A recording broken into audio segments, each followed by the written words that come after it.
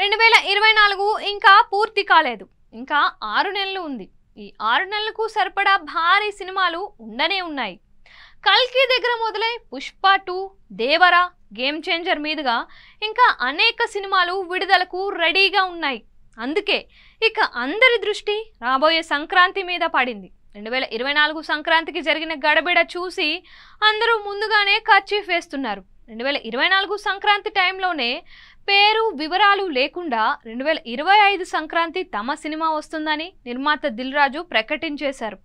తమ బ్యానర్లో ఏదో ఒక సినిమా ఉంటుంది అనే ధీమా కావచ్చు.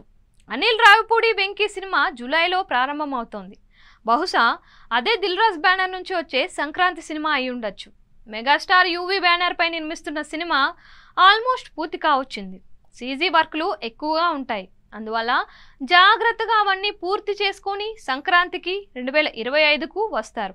సంక్రాంతి సినిమాలో భారీ సినిమా అదే కావచ్చు. లేటెస్ట్గా మరో సినిమాను సంక్రాంతికి అంటూ ప్రకటించారు.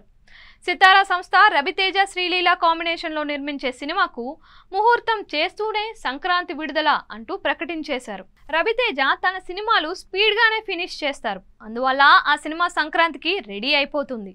Peoples media Teja Sardar cinema సంక్రాంతికి అని ప్రకటించారు. కానీ మెగాస్టార్ సినిమా ఉంది కనుక వస్తుందా అన్నది అనుమానం.